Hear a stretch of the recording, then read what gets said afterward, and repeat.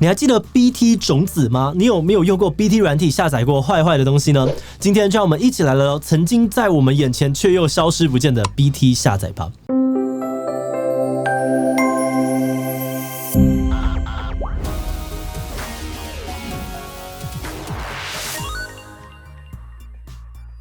Hello， 大家好，我是志奇。你还记得这个画面或是这个画面吗？十几年前，很多人的电脑里面应该都有装迅雷啊、比特彗星之类的软体，用来下载当时流行的电影、音乐等等。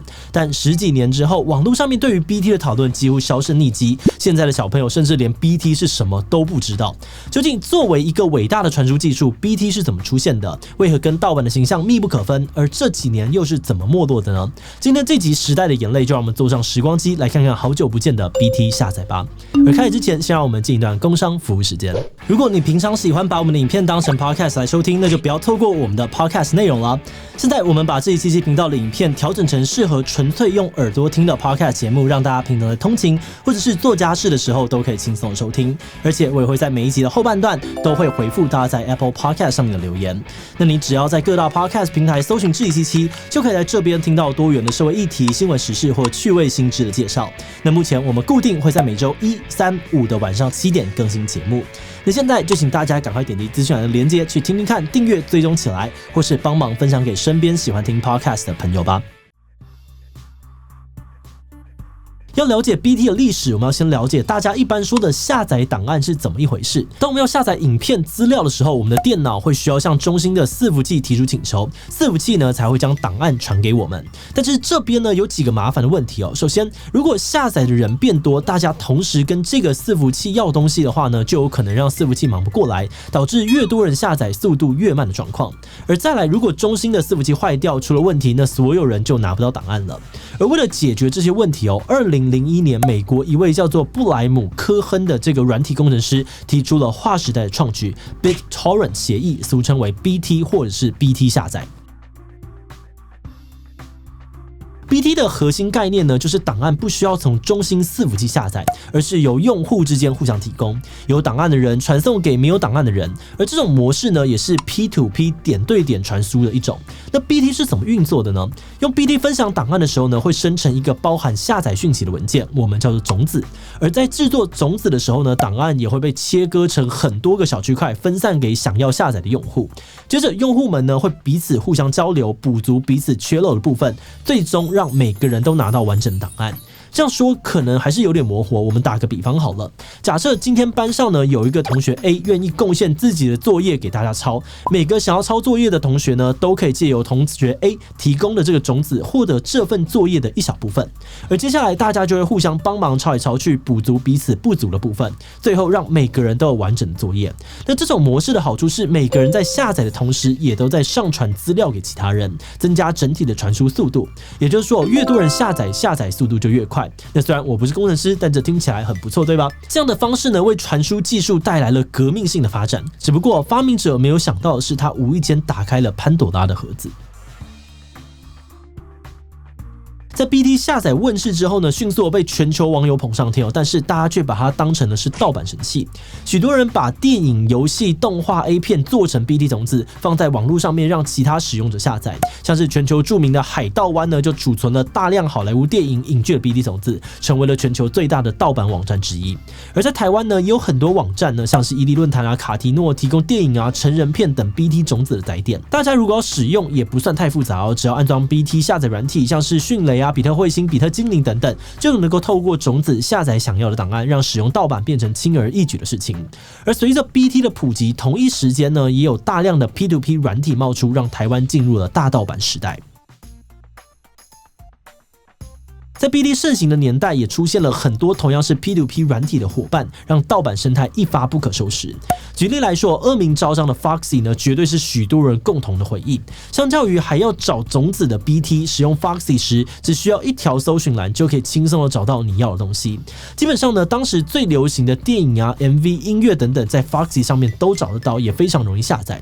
但是 Foxy 呢，就像是一把双面刃哦，虽然很方便，但却有着很严重的问题。像是 Foxy 会让你的电脑大开后门，让许多的病毒可以轻易的入侵。同时，它也会强制分享你的硬碟，导致这个资料的外泄，被被戏称是全台最大的云端共享平台。其他常用的软体还有像是电驴伺服器、专门下载音乐的 Kuro、EasyPeer 等等，很多人同时下载 BT 和其他的 P2P 软体，如果想要找的这个档案呢，在一个软体之间找不到，就再换下一个就好。但是尽管 BT 类的这个下载软体很受到欢迎但仍然有一些隐忧。首先是安全性不足的问题如果种子来源不够可靠，抓下来的东西就很有可能会有问题。有的时候你可能会下载到夹带病毒的恶意档案，害电脑中标；有的时候下载到档案挂羊头卖狗肉，明明下载这个 Keroro 军曹，打开一看，怎么是日本爱情动作片呢？这个当年可能有不少的小孩就是这样子被迫登短廊的。而另外呢，下载不稳定也是大家常常感到很困扰的事情。BT 的机制当中需要用户们互相合作，彼此提供宽频，下载速度才会快。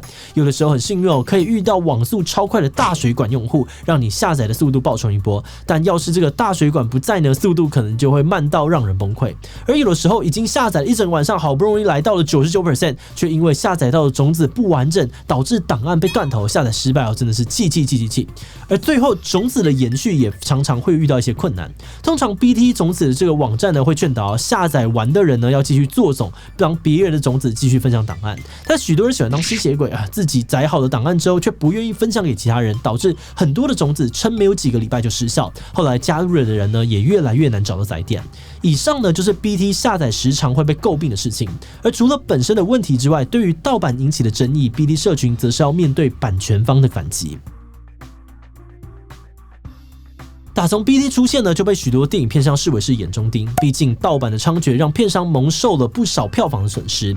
而由于 BT 的技术上面，在下载档案的同时呢，也会上传档案给其他人使用。在法律的定义上，这也算是一种散布盗版影片的行为，有触法的疑虑。有不少的片商呢，就依据这一点把使用 BT 下载的网友告上了法院。就算说真的被片商提告，也不一定告得成但大多数的被告为了避开繁琐的法律程序，多数还是会选择和解，跟片商赔钱了事。而网友们也发现，有些不良的片商可能会利用这一点，使用钓鱼手段，故意将自家的电影做成种子，诱骗网友下载，接着呢再向网友提告赚取和解金，堪称是进化版的著作权蟑螂。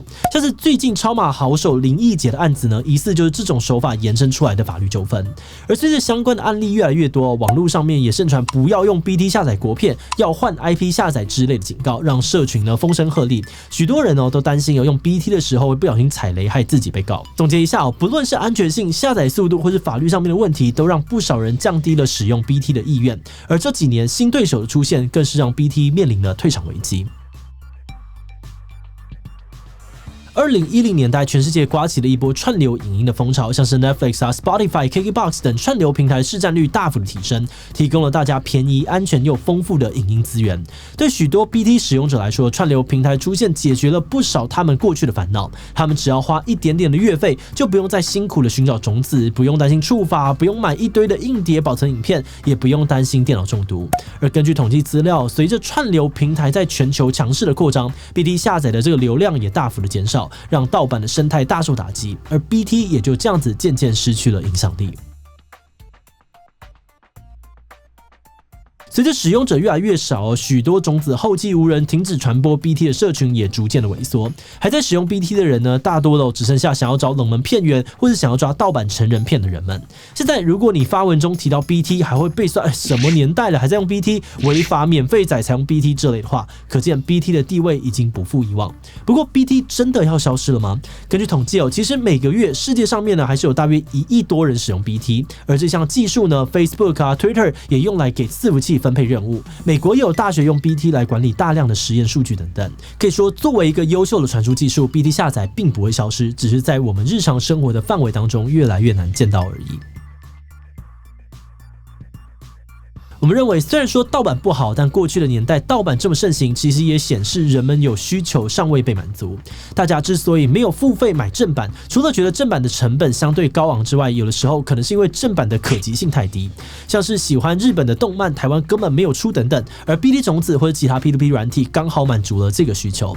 而后来串流平台发现了这一点，将需求转成商机，提供了合法、安全也更方便的选择，自然就取代了上一个世代的霸主，让 BT 种子成为了时代的眼泪。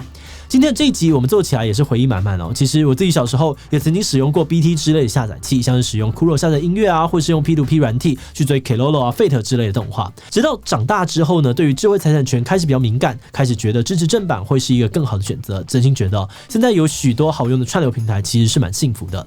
除了可以给正版更多的支持之外呢，自己也可以更早就收看到高品质的作品，真的是一个双赢的结果。只不过看到资料当中大家分享抓错档案啊、下载到崩溃的回忆呢，还是觉得很有共鸣哦，仿佛看到当年那个懵懵懂懂的自己，真的是觉得非常的感慨。好的，那这集呢就讲到这边了。今天想问大家的是，你有用过 BT 下载吗？有的，不过现在已经改用串流平台了，别有了，而且现在还在用，会去抓一些冷门的资源，其实从来没有用过。我是乖宝宝，其他留言告诉我们吧。最后，如果你喜欢今天的影片，欢迎分享出去，让更多人知道 BT 下载的故事。此外，也可以点这个地方看奇摩知识家的故事以及IE的前世今生。那么今天的这一期就到这边告一段落，我们就明晚再见喽。